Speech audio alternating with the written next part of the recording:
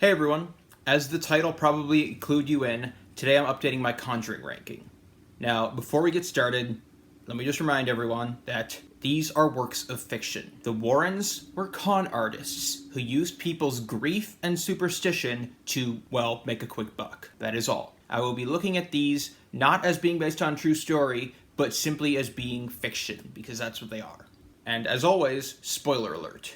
Starting off, at number 9 is The Nun. I rewatched this movie after The Nun II just to see if it was really as bad as I remembered, and it was exactly as bad as I remembered. Not better, not worse, just the same. The acting is good, especially Thaisa Farmiga. Bonnie Aarons gives a great physical performance as Valak. The set design is awesome, and the main setting genuinely feels like a real castle has been around for a long time. And the set design helps establish this very creepy aesthetic, and that, in that regard, it's well done. The cinematography is also pretty good, and there is one solid jump scare. The problem is that this movie has too many jump scares and a paper-thin plot. Out of all the jump scares, there's only that one that's good. The rest of them are hollow, all jump and no scare. It's the equivalent of a comedian tickling an audience member and saying, "Ha, you laughed, I'm funny." For all the good acting in this movie, the characters don't really get much development. And there's so much stuff in this movie that probably could have been cool if only it actually made sense. Like, someone gets knocked into a grave and is effectively buried alive. It's not entirely clear how that happened, and all of a sudden there's something in there with him, which would be creepy if it made any sense. The final reveal just makes no sense. The climax of this movie is admittedly decent.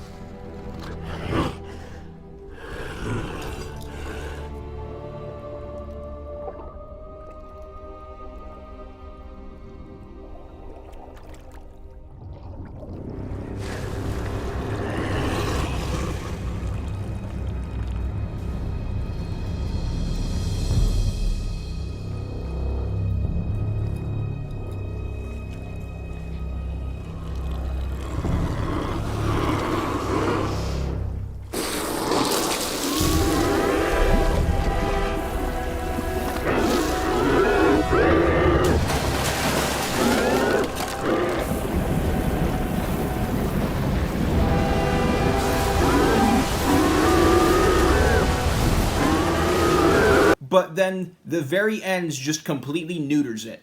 My score is 1.5 out of 5.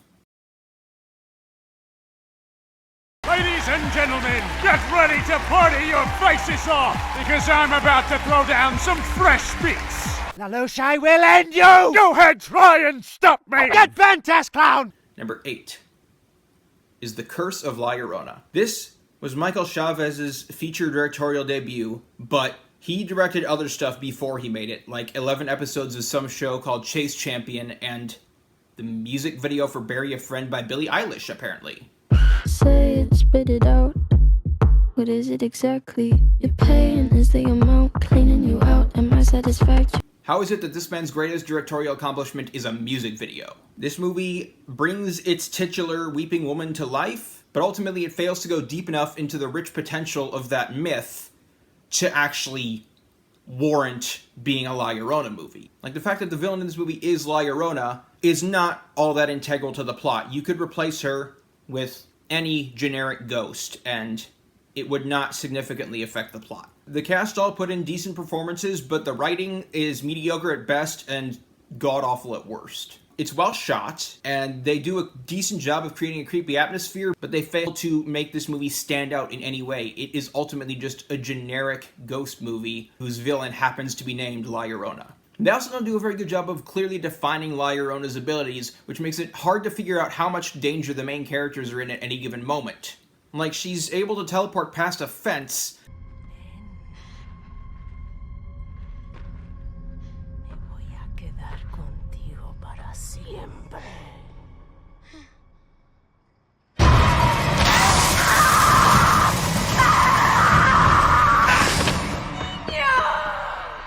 But then a moment later, she's stopped by a car door.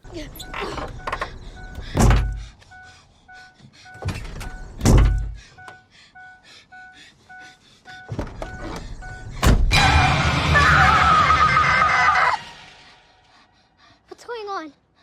You see her? Who?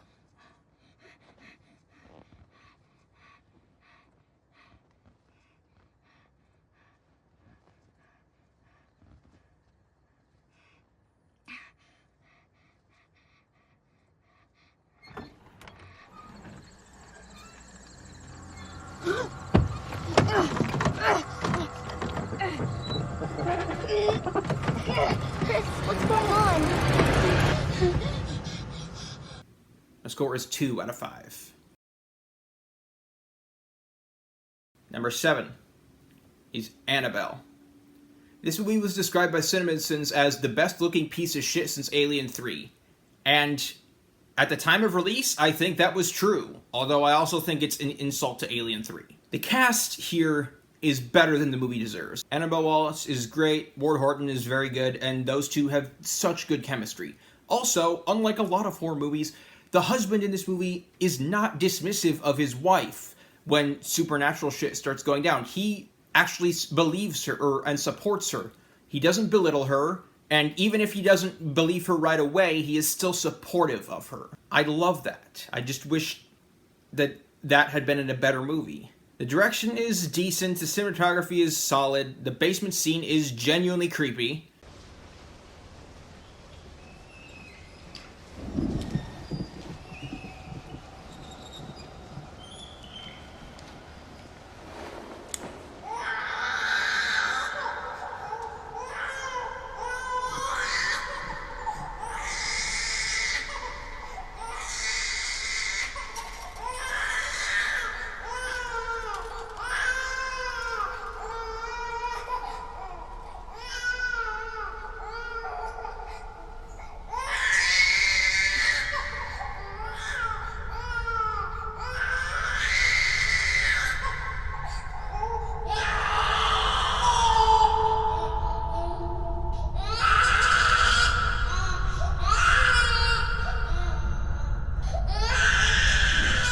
And I do like how the ending links up with the first Conjuring. There are too many jump scares, but some of them are pretty good.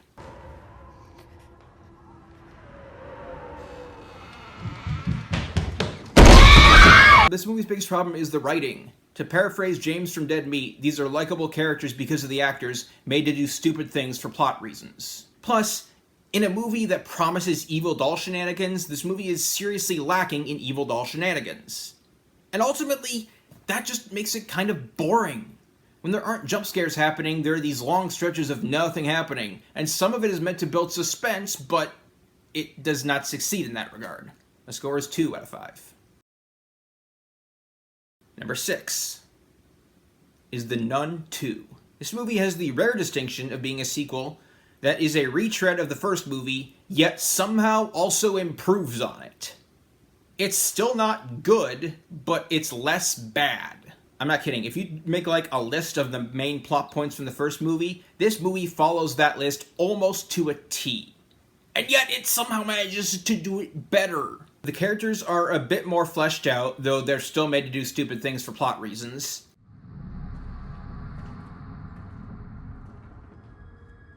What are we doing here? Playing a game. It's called Defy the Devil.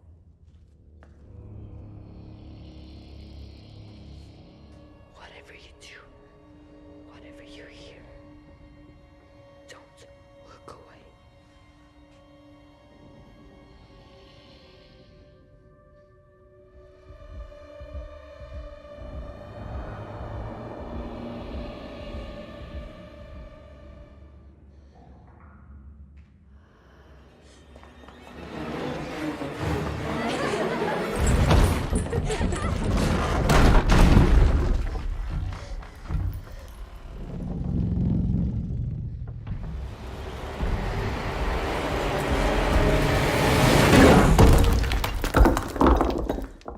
There are still too many jump scares, but at least there's more than one good one, so I guess that's something. The score is 2.5 out of 5.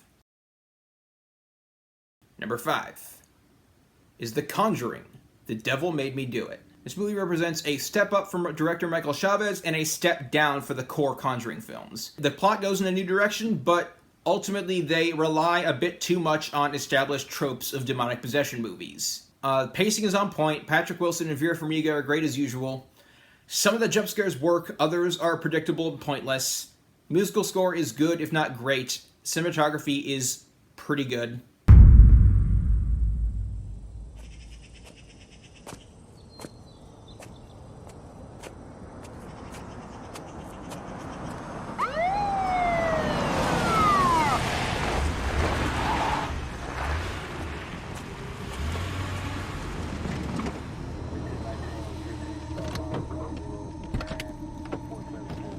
Hey!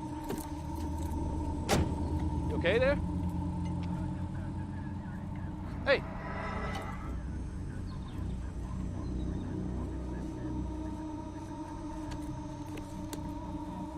You okay?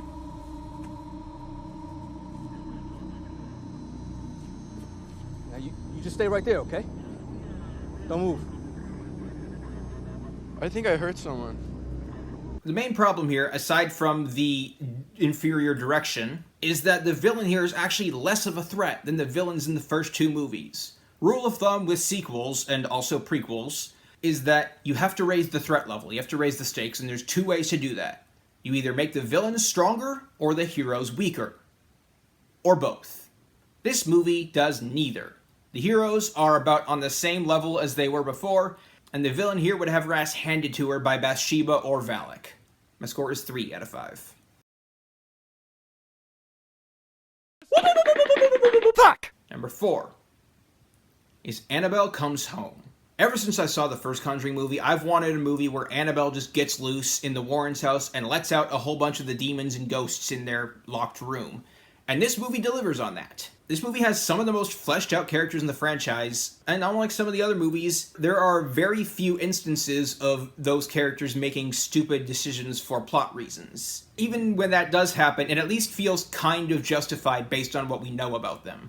McKenna Grace, Madison Iseman, and Katie Sarif are all solid. They're all pretty fleshed out and they have well-defined motivations. Even Daniela, who is the one who inadvertently causes Annabelle to get out in the first place, at least has an understandable motivation behind her actions. Michael Cimino gives us some solid comedic relief, and he and Madison Iseman have some pretty good chemistry. And Mary Ellen and Bob, who have crushes on each other but are unaware, their interactions are realistically and sometimes hilariously awkward. I do agree that this movie takes a little too long to get to the spooky shit, but honestly, I don't really mind that much because the movie takes the time to flesh out the characters. It's got good humor. Bob's Got Balls is a pretty decent running joke. Near the beginning, when Mary Ellen and Daniela are at the store where Bob works, there are a couple solid comedic bits. Bob, Mrs. Faley went ahead and dropped a can of tomato sauce in aisle 5, and it looks like a crime scene, so get them up. Ladies, did you find everything okay? Yes, sir. Bob here's not giving you any trouble, is he? No. I got it. Thanks, Dad. I'll do it right after. So, what'd you see? At the Warrens? Nothing. Your total is $3.50, so. Oh. But you knew what the Warrens did? There were rumors, I guess, but... Rumors. Interesting. Did you know there's a rumor going around about you, Bob? Wait, really? What is it about? It's about a girl who has a huge... You're good. Oh, sorry. That's totally my fault. It's okay. So, what... Bye, Bob. Thanks. Bye. She forgot her eggs, so... Oh. She likes you.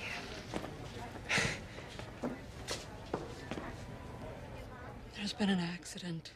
I love all the ghosts and demons and other haunted shit we get to see, even if a lot of them are just one-offs. And I love especially because most of it was made using practical effects. Obviously there's Annabelle, who's still creepy, but there's also the haunted wedding dress and the black shuck. They're both pretty creepy and innovative. The ferryman is definitely my favorite, and the samurai armor is the one that I really wish we could have seen more of. Unfortunately, for all the potential this movie had, it's not really that scary. It's fun, it's a good movie, but ultimately the scares aren't all that effective. So that kind of holds it back. My score is 3.5 out of 5. I might actually have to stop at the patent office, because I'm about to invent a whole new kind of pain for you, Lelouch! Number 3 is The Conjuring 2. Right off the bat, I will say this is the scariest movie in the franchise. Not the best, but the scariest. Valak is an awesome villain, and I can understand why they wanted to do a spin-off, but ultimately I feel like the spin-off was unnecessary, as was its sequel. This movie does have jump scares, but unlike some of the others, it actually earns them. James Wan is one of the few modern horror directors who, consistently earns his jump scares. The acting is solid across the board. Patrick Wilson and Vera Farmiga have fantastic chemistry, Frances O'Connor is great, and even the child actors are all pretty good. Bonnie Aarons and Javier Bartet both give solid physical performances as Valak and the Crooked Man respectively. I also love how creative the movie gets with some of the scares. The whole interview with the ghost is just so well done. Do you know who I am?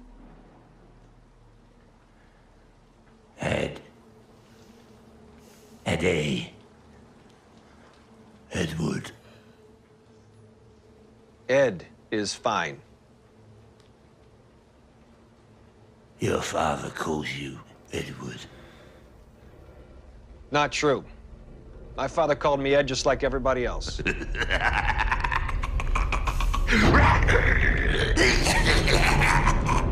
Come on, Bill, you're not a psychiatrist, and I'm not here to talk about my father. Let's get down to business. What do you say? Why don't you just leave these people alone?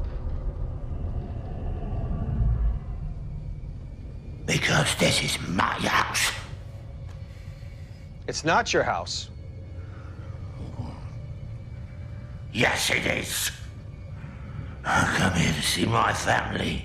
On the other hand, it takes way too long for the Warrens to actually get to England and start investigating. You could probably trim 5 or 10 minutes off the first chunk of this movie and not lose anything of value. This movie's plot does feel a bit less generic than the plot of the first movie. It ultimately borrows too much from the first movie, so it doesn't feel as fresh as it could have. The score is 4 out of 5.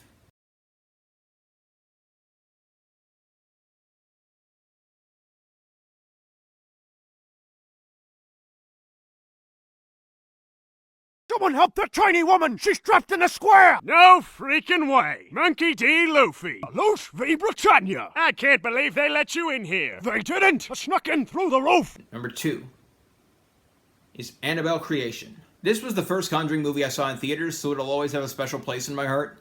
David F. Sandberg's directing style is hardwired into this movie, and we also get Gary Dauberman's realistic characters and dialogue. Cinematography is great, the acting is solid. Most of the main cast are kids and teenagers, and they're all good if not great. The musical score is great. I feel like the first half of the movie has too many jump scares, but then once we get to the second half, they're used more sparingly and they're more effective.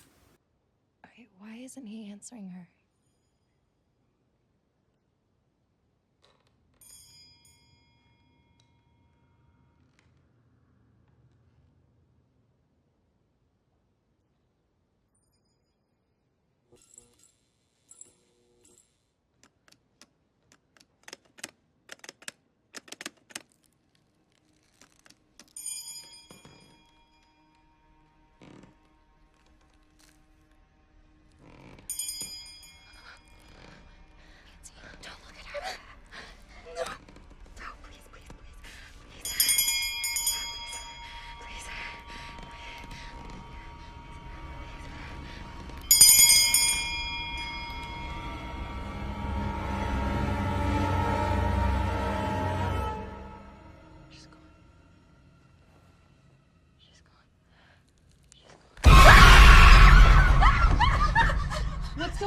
And there are also a few moments where I feel like the characters are a little too curious, more so than they ever would be in real life. Curiosity is strong, especially in children, but it's not that strong. My score is 4 out of 5. Where are they? Since I can only assume you mean one of our shared associates, I'll just tell you that Nami, Colin, and Usopp are upstairs. Does it look like I give a f*** where Usopp is? In that case, they are downstairs. Thank you very much. Finally, my number 1 is The Conjuring. This movie is not perfect, but it has cemented its legacy, and it is one of James Wan's best. Every actor, main and supporting, from Vera Farmiga and Patrick Wilson to Mackenzie Foy and Joey King, is good, if not great. Cinematography is top-notch, every jump scare is earned, and many of them subvert your expectations.